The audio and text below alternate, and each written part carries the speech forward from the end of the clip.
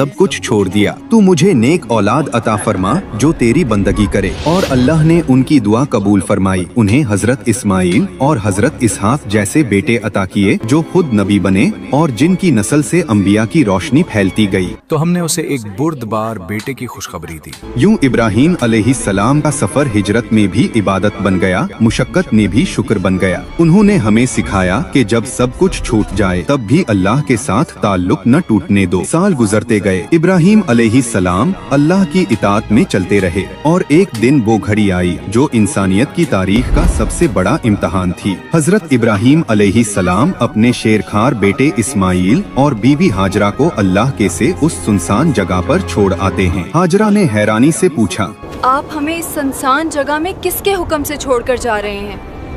क्या ये अल्लाह का हुक्म है? इस पर हजरत इब्राहीम अलैहिस्सलाम ने फरमाया, हाँ। अगर ये अल्लाह का हुक्म है तो हमारा रब हमें कभी जाया नहीं करेगा। और यही यकीन बाद में पूरी दुनिया के लिए मिसाल बन गया। जब पानी खत्म हुआ तो हाजरा अपने बेटे के लिए पानी की तलाश में सफा और मरवा के दरमियान दौड़ने लगी। 7 बार बार बार उम्मीद और दुआ के साथ। अचानक इस्माइल के पाँव के पास जमीन फटी और पानी उबलने लगा। हाजरा खुशी से चीखती हैं, ज़मज़म ज़मज़म।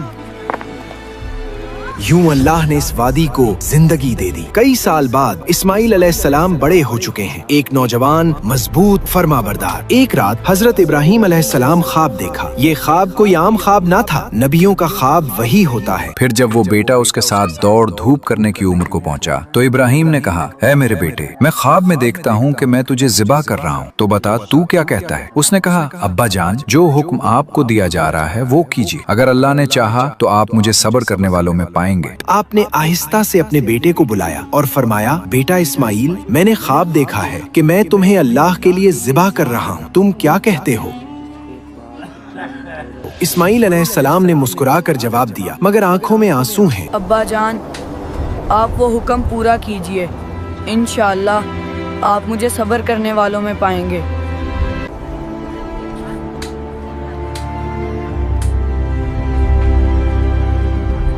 फजा में खामोशी थी, लेकिन इब्राहीम अलैहिस्सलाम के दिल में अल्लाह का हुक्म ताज़ा और रोशन था। आप अपने बेटे इस्माइल अलैहिस्सलाम को साथ लेकर वादी मेना की तरफ निकले।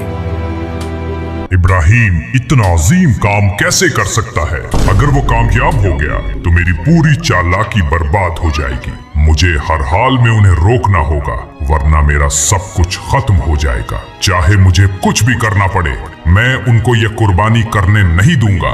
जैसे ही आप मेना के एक मकाम पर पहुँचे, अचानक एक अजनबी सूरत जाहिर हुई। ये शैतान था। शैतान चलाया और बोला, तुम अपने बेटे को क्यों ज़िबा करने जा रहे हो? कैसा बाप अपने ही बेटे पर छुरी चलाता है? तुम पर तो शैतानी असर हो गया है। ऐ मर्दूद, तू हमारा दुश्मन है, यहाँ से भाग जा।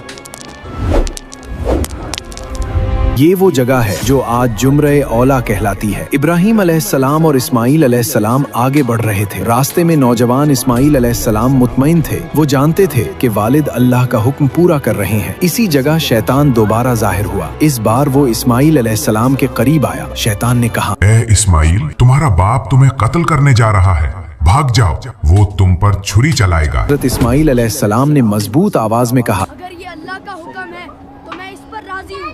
भाग जाओ ऐ मलून शैतान।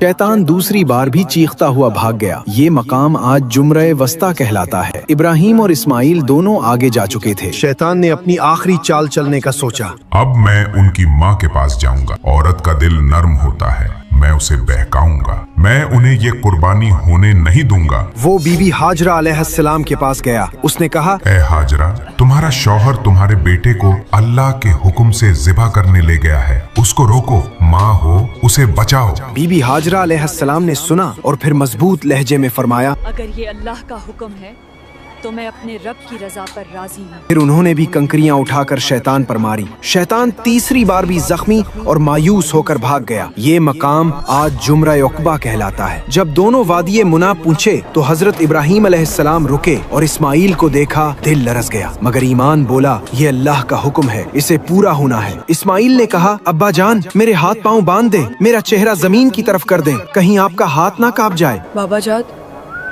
आप मेरे हाथ, पाँव और चेहरा बांध दें ताकि आपके हाथ ना कांपे। इब्राहिम ने कांपते हाथों से बेटे को बांधा।